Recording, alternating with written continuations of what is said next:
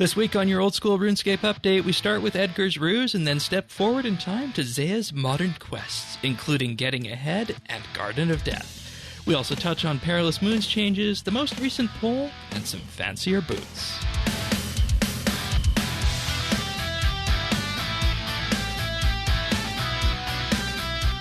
This is the Old School RuneScape update, episode 1, recorded Saturday, November 4th, 2023. Ruses, Heads, and Gardens.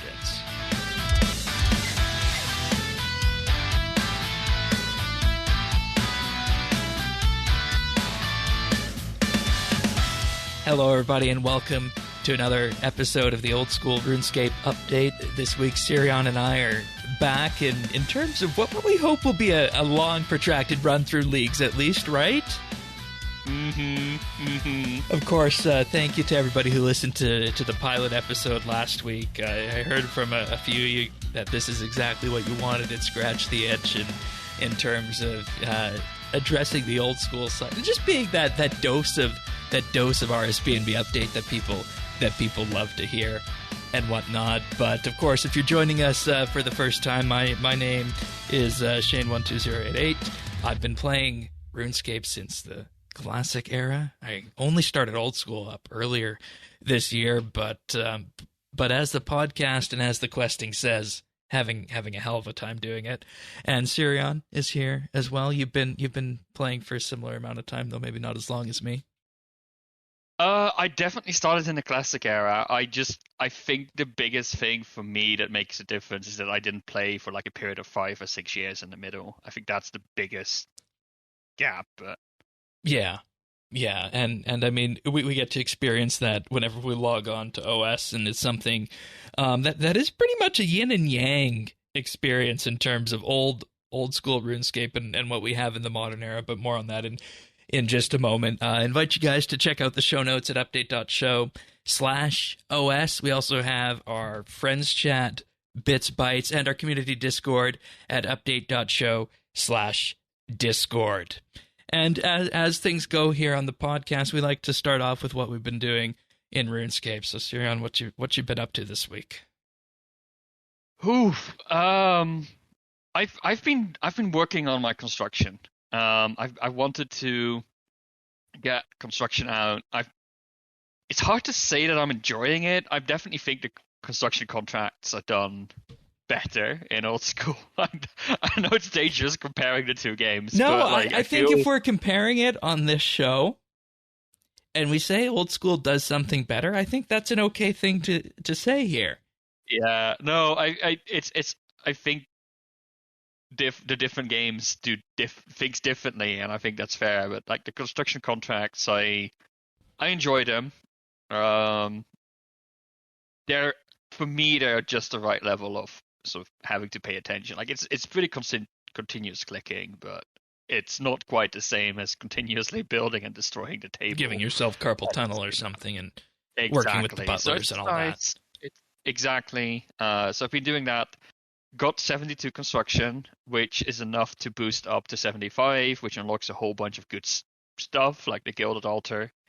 But then I realized there's a bunch of stuff at level 77 I want. And I realized how expensive building your POH is. So I've since moved over to farming and doing my herb runs multiple times per day, trying to earn money so I can build my house. We love that. We love that. Yeah, I've been doing some questing, but I think you'll cover that for both of us. So yeah, and you know when we look at in general the farming and whatnot, and in particular the construction, I was sitting there, and you told me you were going for this, and I'm like, why are you already level 70 closing in on 77 construction? It just utterly blew me away that you had that kind of money and whatnot, and that goes into the skill that we're really starting to like with this game, farming and whatnot. But starting to like, Shane, come on.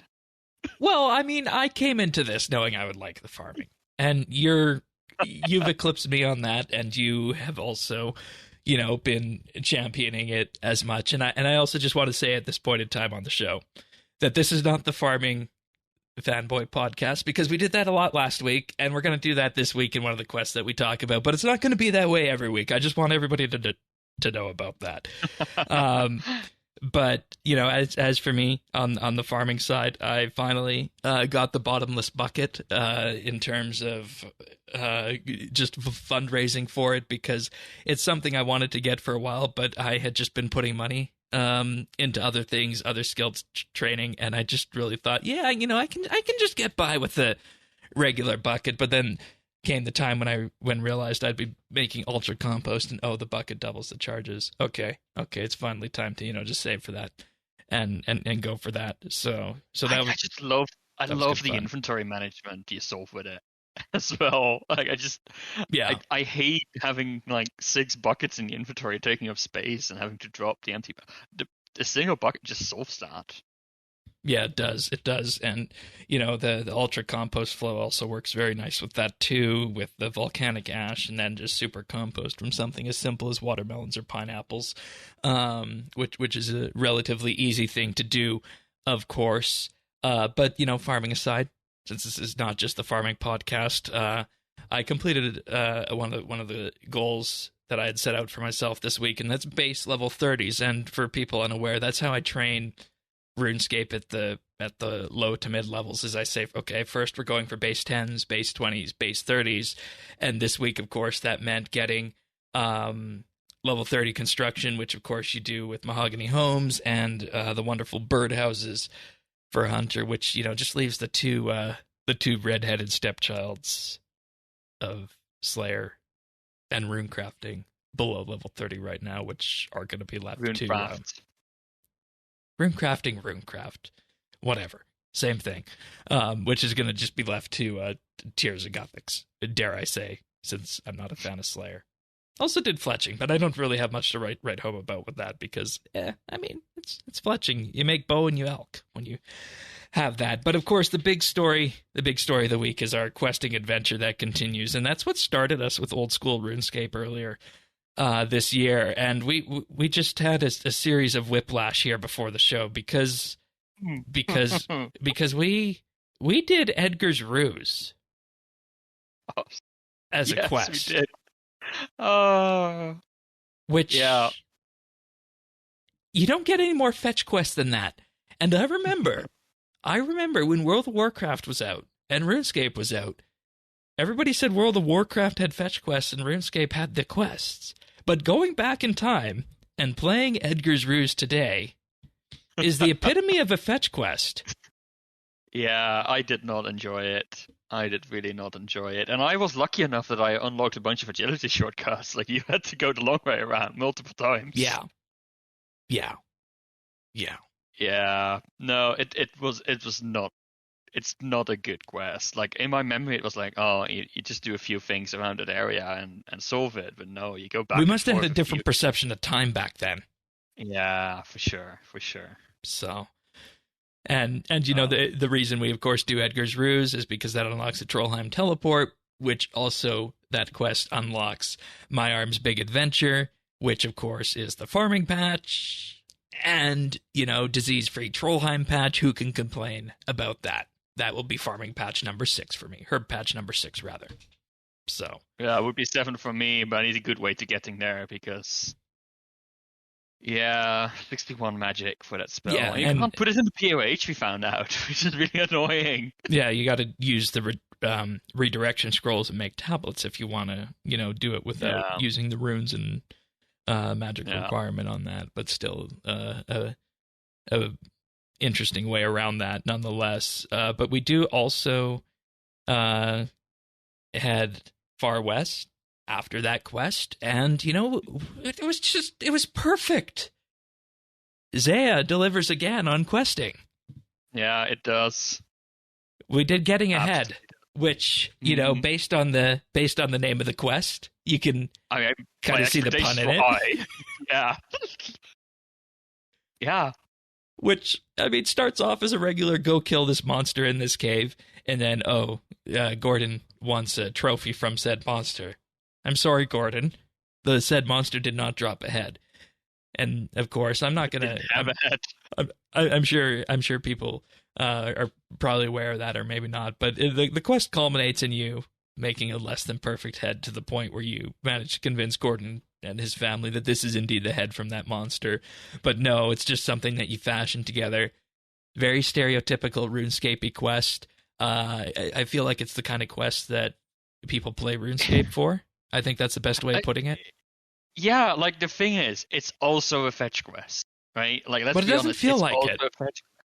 But it doesn't feel like because it everything because it you treats it with need, humor. yeah, and everything you need is in one specific area for it too, so that helps. Exactly. Like, you don't have to go back and forth a lot. It's not annoying. And all of that just makes it work so much better. Like, Eadgar's Ruse also has some humorous like dialogue, right? But at that point you're like, I walked up this mountain 50 times. Just let the quest be over, please. And this was like, no. Just we did it in under half an hour, I think, like 20 minutes. Yeah, and it was just so much more refreshing to, environment wise and whatnot compared to the dusty Trollheim mountains and whatnot. I would love for the entire world to be scattered with little adventures like that. Yeah, and I mean, I think they can actually do that. I think the old school team can actually do that when it comes time to writing quests, because it took so long for them to get their first native quest into old school, and they've been slowly increasing the amount that they put in, and I think that's nothing but a good thing, if I'm being 100% honest with that. Mm-hmm. But we'll be coming back to another quest from our questing adventures a little bit later in the podcast. But before we do that, we want to discuss some of the updates of the week. And, this first one was a little bit cryptic. Changes to the Varlamore set of rewards, which, on the surface might look bad, but maybe not. Yeah, you have to go find these, right? Like, we're still getting used to sort of how they update existing blog posts, which probably for the better, let's be honest. No, when I read these, I was a little bit worried. Like, I kind of like the idea of what they're doing. So when I talk about Varlamore changes, in particular the changes to Perilous Moons, like, I really quite like them. And then they said, oh, we're raising the recommended level from 65 to 75, and also we're dropping the defense requirement from level 70 to level 50. I'm like, so now we're going to fight harder bosses for worse armor? I think this might have been my RS3 sort of stance kicking in, because in that game, the armor, how good armor is tied to its level requirement, right? Like, those are interconnected. And I actually looked into the stats blocks, which I don't often do because I don't know what these numbers mean most of the time, and compared them to some other stats. And for example, I looked at it's called the Blood Rager set?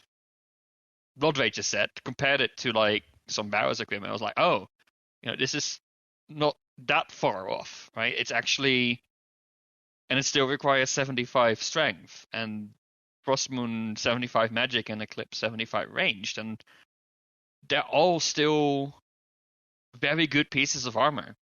It's just you don't need level 70 defense anymore. I don't know if they changed the stats. It's hard to see. It's hard to see what the original was without having a because they updated the existing images. So I don't know what the original stats were. You know what we need to do? We need to start keeping archive copies of these news posts like I do with the RS3 ones.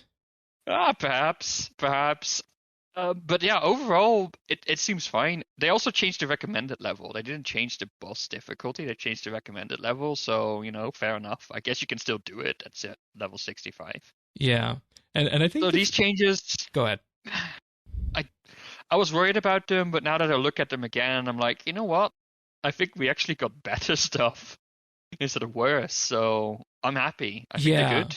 Yeah, and the interesting bit about this is that, like you say, on the surface, I think it looks like these changes might be bad, but when it comes down to it and you look into the actual numbers of the various defensive bonuses that go for this, you have a set of armor that's effectively doing well in a couple of areas, but not so well in another one at a lower level. And the ones that are doing well, what you mentioned is that they're comparing it to Barrow's level. And that's a niche that so far, to my knowledge, does not yet exist at this tier. And I think that that's a better thing to do than just having everything that's, level 50 defense, 60 defense, 70 defense, having the same numbers across the board with a different style modifier. This lets you kind of, in a way, build specialized sets of armor. Exactly. I think it's amazing. I love it.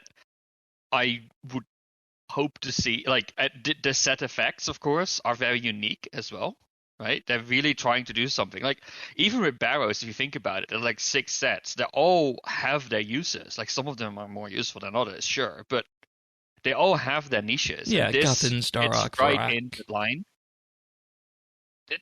It's great. Love it. So yeah, very much looking forward to it. I think the Bladed Moon changes are interesting. They sort of changed them again since. So they wanted to change it so they only apply to when you have a main hand weapon called with a slash style. But that, when reading it, already felt a little bit weird, right? Like, because it's like, because we have this really good main hand weapon, we don't want it to work with. Right. And it looks like if you look at the polls news post, they realize that, and they're now looking at that main hand weapon instead and trying to see if the meta is broken, instead of trying to fix an item against a broken meta. And I think that's good. That shows really good insight by both the community discussing this and bringing this up, as well as the mods is recognizing that, you shouldn't try and fix existing broken items by introducing new items that are sort of adjusted to deal with a broken item, right? Like, that only amplifies the problem, and it becomes even harder to fix it. So I'm really glad that they're taking the time to be willing to take a step back. Yeah. Speaking of polls, actually. Yeah. I just want to say one thing on that, in that that's a dangerous trap to go down, because that can also lead to power creep that you might not need. Another one of my games, Star Trek Online, does that. So it's good that Old School is having the sense to do that and bringing that transparency forward. Yeah. And just having those discussions, I think, is good. Exactly. And yeah, this way they're not polling a broken item. And I think I like also the transparency around it, right? Like, they're literally just saying, we can't poll this right now. Yeah. Good. Because of these reasons. And I think if you talk to your players in such a transparent and open way, players will start thinking with you instead of against you, right, on this. And that's the number. And I don't want to turn this into a marketing or philosophy or persuasion discussion, but that's the number one way that you bring people along with you, is you meet and match them, and then you take them with you. Yeah. So, because I think if you talk to people like this, right, and you explain these problems to them, you will almost be coaching them to recognize these problems themselves. Exactly. Yeah. And very few people can do that. And, if this is what they're doing on the game side, that's nothing but good. But you mentioned the polls. Yes. You had some you were very interested in. Yeah. So do you want to go through each of these, or do you just want to kind of mention that they're here and we can talk about the ones that stand out to us, or that we did? Let's just talk about the ones that stand out to us. All right. I want to start with the second question then, because this is the chance to bring into game a new defense draining ranged weapon, and the special attack will reduce the target's defense by 10% of their magic level. And I think that this is interesting on so many levels. First, because obviously it's a ranged weapon that's level 75 ranged. It's got a good ranged attack bonus on it, but it's actually got a special attack that's playing to the combat triangle, reducing target's defense. But it's not just doing it by a flat level or some random number that rolls. It's based on the target's magic level, which again kind of goes back to our previous discussion of, kind of having one foot in one door compared to the other one, where those armor sets had two very good bonuses, whereas this is, just creating a combination, I think, that looks really unique, at least to me, from where I am, leveling up my range at some point and seeing this as a potential option I have in the future. So this was the first one that stood out to me, and this was this definite yes for me. I just love the fact also that they're really emphasizing the combat triangle here and just making sure they don't forget it, right? Like range is good against magic. And this That's the plays rules. into That's how that. the universe work, right? Yeah. And this plays into that. So, Mm-hmm.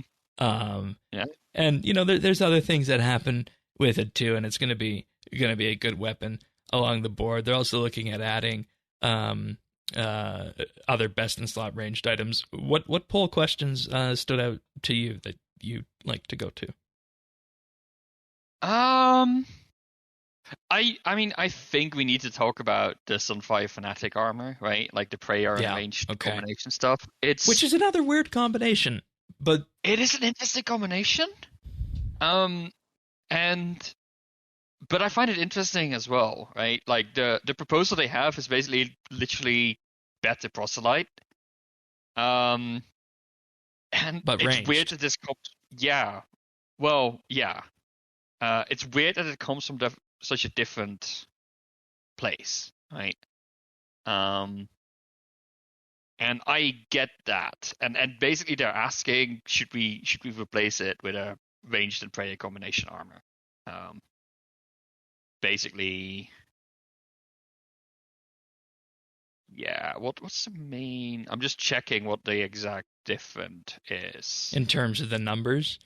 Yeah. This is a ranged. Oh, okay. It adds. Right. So it adds a ranged offensive bonus. Yeah. As well as a prayer bonus. Okay. Yeah. That's. And you kind of need that too, because it's that prayer bonus that prevents your prayer from draining as fast. Mm-hmm. And you can kind of combine that in with the other combat styles. And I mean, when you look at it, proselyte was one way to do it, but having this kind of combined version with range also makes things super interesting on it. Yeah. So I mean, question 3, they ask, would you be comfortable with the addition of a new best in slot prayer version of the Sunfire Fanatic armor? Question 4, would you be comfortable with the addition of a prayer and ranged focused version of the Sunfire Fanatic armor? And then with number 5, they ask, which of the two approaches would you prefer? Either the best in slot prayer option, better than proselyte, which was the initial way, or the prayer and ranged focused approach. Yeah. And I think you're going to have, I don't know which way the poll is going to go on this one. Which way would you go on that? I find it difficult. Like, I don't want to limit a specific type of armor to a specific quest series. Like, I get the thematic sense of it, but we don't know when the Temple Knight series is ever going to be picked up again, and should we really boycott this type of armor for the rest of the game? That being said, I love the ranged and prayer combination. Like, I think that's a niche that doesn't exist yet, at least not at this sort of level, right? I honestly think the ranged and prayer option is the more powerful way to go. Yeah, I think so too. It puts even crystal armor to shame, right? Which is like, I like it because it is a different niche. I don't think it will be used a lot. Like using prayer armor is a little bit of a niche, but and we do, and just to be clear here, we do sacrifice a few prayer bonus armor stats to go to add the range to it. So it's still not going to be the best in slot prayer, but you do get that combination. Yeah, with the range. So the original design is much more melee focus as well. If you look at it, you actually get negative offensive bonus to magic and ranged, negative against magic. You get some ranged defense, but and based on that, and just based on how I feel about the combat styles I prefer, I think I'd probably go with the ranged option myself here. Yeah. So okay. The other question that stood out to me comes to runes. Should Sunfire runes be added? A fire rune upgraded with Sunfire Dust that improves the consistency of fire spells. Yes. Yeah. This is like you. It's an easy yes. It's the thing is, and I think many people are going to make the same mistake as I do, right? Like if you glance over this is neat. I was going to vote for this anyway, and then you pointed out like, oh, this question is so interesting to me, and I looked at it again. I'm like, this is an amazing new reward space, right? Yeah. I would love for like all the runes to have interesting And not only ways of just viewing on their own, but just ways to kind of, lean into rune crafting and have them be special in a way, right? exactly, and it feels interesting. And now you have choices, right? Besides just your Like, equipment, and it's a little bit like you have a choice in ammunition. yeah, let me just read the And tooltip here of what this is going to be. Sunfire runes would provide fire spells with a 10% minimum hit, assuming that Sunfire runes were consumed to cast the spell. Additionally, you'll be able to use Sunfire runes with burnt pages to make searing pages, giving the Tomb of Fire a 50% damage boost and a 10% minimum hit. So it's leaning into other items as well there. yeah, and this is such a good thing because it will be consumed. It will keep its value really well, right? Like this is one of those items that won't really, like a lot of uniques, like over time they get sort of the people get them, right? They don't really get sunk into the economy, and they get power crept. This is something that will probably need a continuous supply. Mm-hmm. And Mm-hmm. I mean, that's what they're saying here, right? Like they want there to be a consistent loot table that doesn't just chuck GP at you. And I think it fits so well. This is one of these solutions that if you see it, you're like, why did nobody think of this before? And to me, that shows the ingenuity behind this solution. The ingenuity of humans, you could say. Sorry, I won't say that. Josh. But yeah, definitely my favorite poll question there. As they say, get out and vote. We also do have an updated item this week. The Fancier boots. You went to go get yours. I have not gone to get mine yet. How do we get these, and what are they for? I mean, it's a fairly small update. Basically, I think you can, if I remember correctly, you can only get them if you're using a Jagex if you have a Jagex account. Yeah. And they're basically combined fighting boots and Fancier boots. I like them. I like the colorful ones. I like the spike ones. Now I have spiky colorful ones, so they are indeed Fancier boots. Can't wait for fanciest boots in 5 years or so. Woo, yeah. And this is all in concert with Cybersecurity Month and the move to Jagex accounts. And I'll just say at this point, if you're not on one, you should probably consider getting onto Jagex accounts and just make sure that you read the fine print on the Jagex account side, specifically when it comes to authenticators and backup codes, because that's something people have gotten a bit by before. And I'm not sure what the uptake of Jagex accounts would be on this, but I know it's something that I have moved over, and I've talked to all of our people and told them to move over to as well, just to have the get away from the 2005 era of cybersecurity. Absolutely. We can play the 2007 era of RuneScape, but we don't want to play the 2007 era of cybersecurity now, do we? Not, absolutely not. I saw there was some controversy around, you can now get XP lamps for having a Jagex account and it's locked by it. Yeah. Also, do you know how much XP you're going to get out of those lamps? Like, it's a genie lamp. It's... Yeah. It's just a drop in the bucket compared to things, but... I did mention we had other quests on the docket, and this one goes back to one that we did earlier in our questing series, and this is something that was one of the main reasons I actually wanted to start up this old school edition of the podcast for, and that's the Garden of Death quest that again takes place on Zeah. And the interesting thing about this quest, there is no dialogue in this quest to other NPCs. You're on a journey of discovery, trying to figure out just what the heck happened in this area. It's you and the environment. And I don't think you get any more puzzle-centric than that. And I say puzzle-centric. It's not like Elemental Workshop puzzle. I'll say it's a different level of puzzle. Is that how you'd describe it, thinking back to it? Yeah, like it really feels like one of these. I mean, it's one of these quests that invites you to put the quest guides you're using away and really Mhm. do it yourself. Like I think Right. if you use the quest guide for this quest, You'd be done in 5 you're gonna hate minutes. it. And you're gonna hate it. Yeah. Right? It's gonna be a chore. But I think we spent like 90 minutes to 2 hours just going through this and experiencing it. And not bored for a second. Like I got energy, like this one quest in RS3 that does the same, which is the needle skips. So Yeah. if you are only an old school player and you want to try something in RS3 that is very much like it by that particular quest, it has no requirements as far as I can tell. It's a standalone quest. Yeah. That's the energy I got, and yeah, I don't know how to describe it. It's sort of one big puzzle. It just felt like a journey of discovery. You know, like you said here, go to this mysterious place and figure out what's going on. Yeah. I think what made it work really well is that, you know, if you look at something like Elemental Workshop, right? It has a single solution, and you just need to figure out the steps.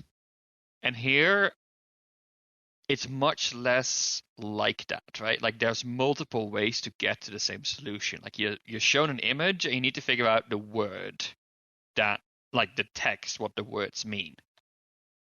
And there's multiple, like all of the words are hinted in different ways. Like I don't think there's a unique way to get a single word. No.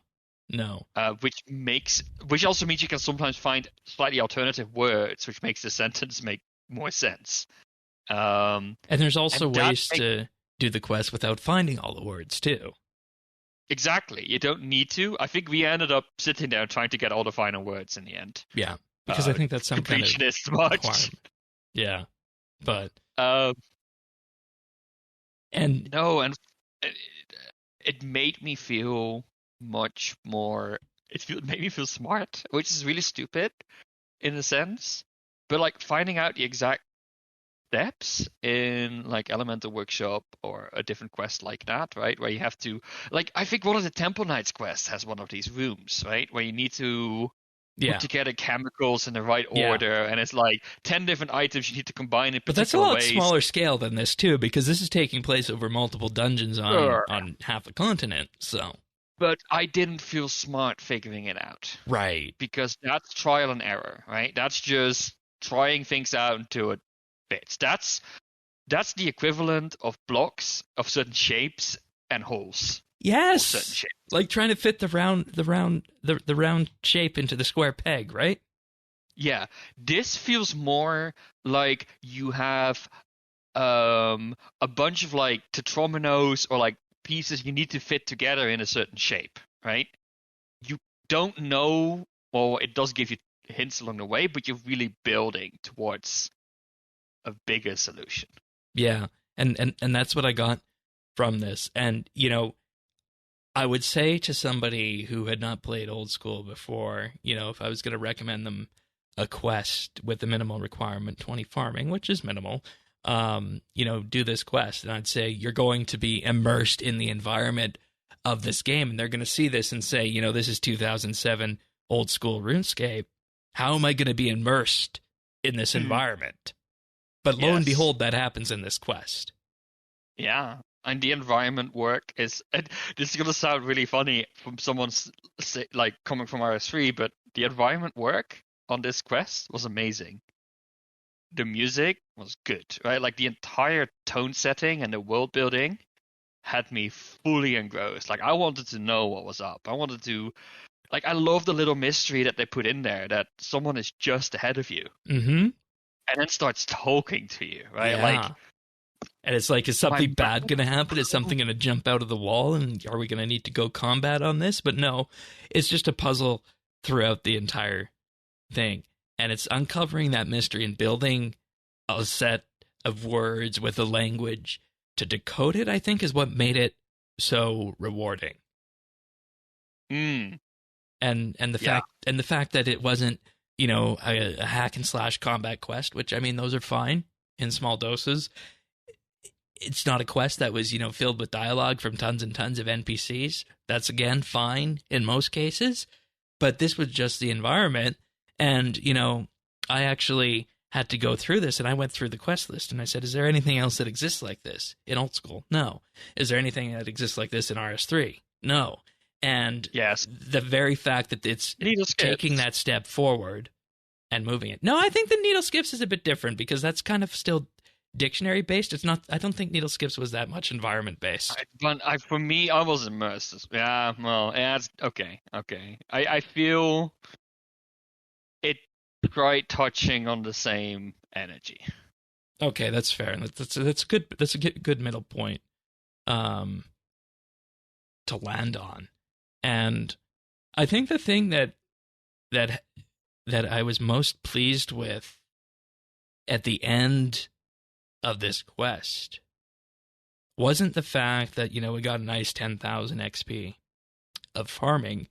It's that we were able to fully transcribe this note and we learn about the Ascended of Arceus, talking about their soul transferent, and then again, knowledge about the old ones, soul transference.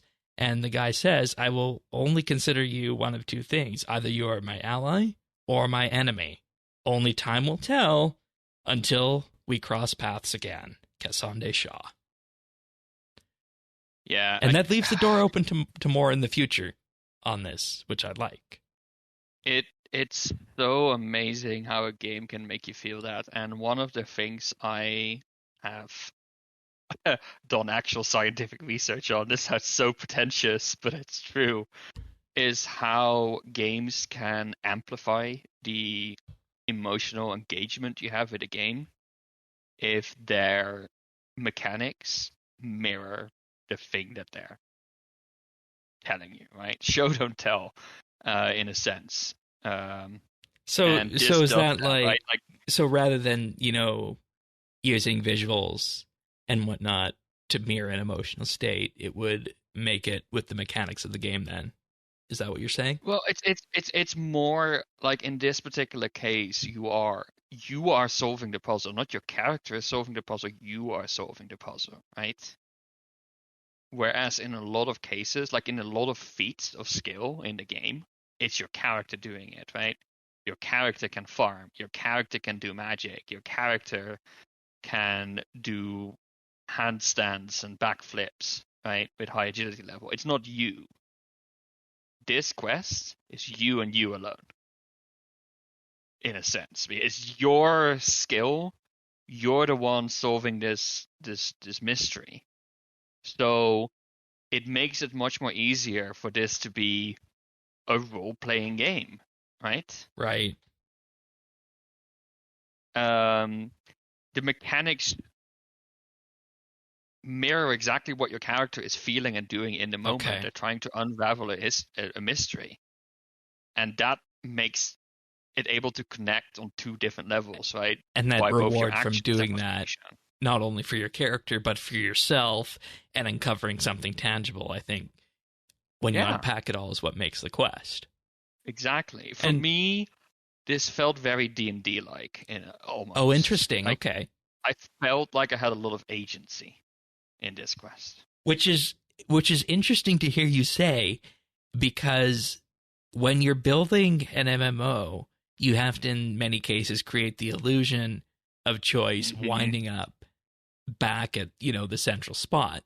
And if you're able to pull that off in a quest that's going to take, 30, 45 minutes to do, longer if you, take your time through it, and you, in effect, make it so that you can go any path to get to that end point, I see what you mean now about the agency on this one in particular. And maybe that's why I liked it so much. I don't know if I put my finger on that at the start, but I thought I was just engrossed in the environment. But I think you've also uncovered something new here with that too.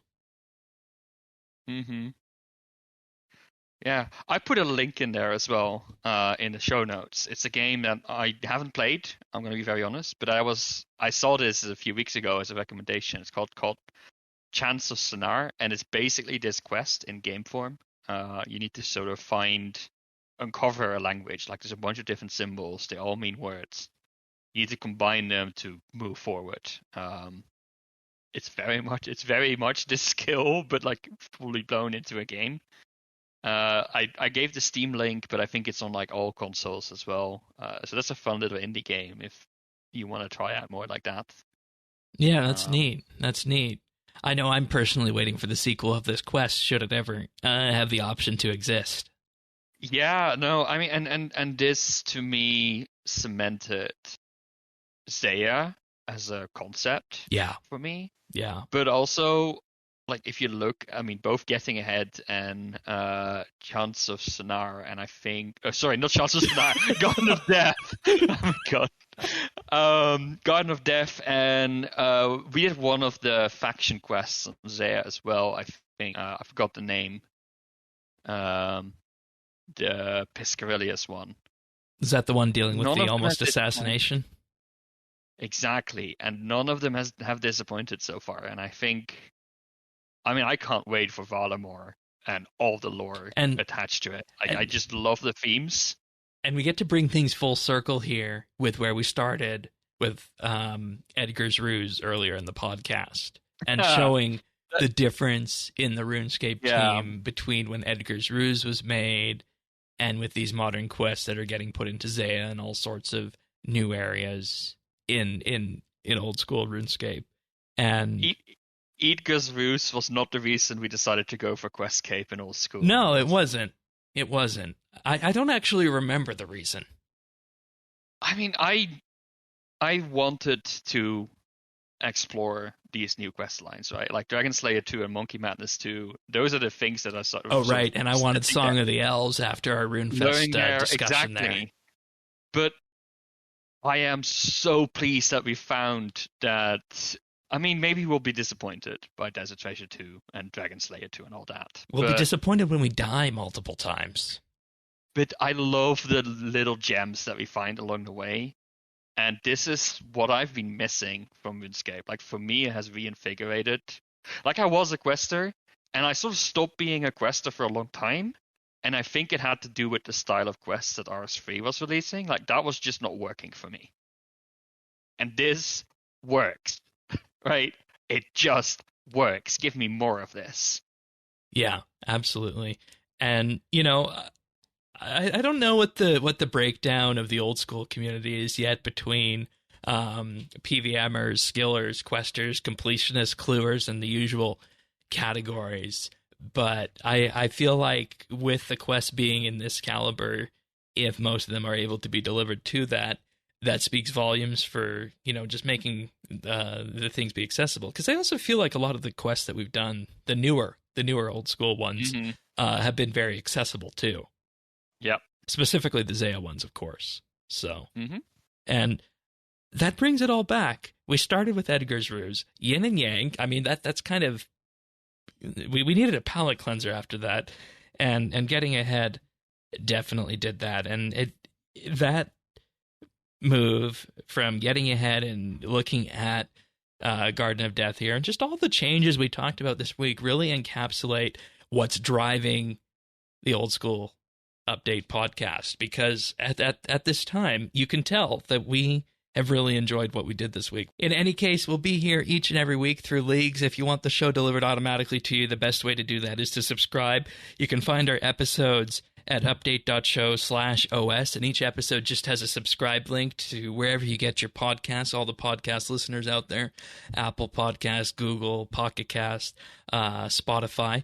Just visit update.show/OS and click there, and we're putting them on YouTube as well. It's just a audio playback of the podcast if you prefer to listen on YouTube or YouTube Music, so all that's there too. But nonetheless, Sirion and I will be back next week for another edition of Old School Update. Until then, take care, everyone. See you then. See ya. Bye-bye.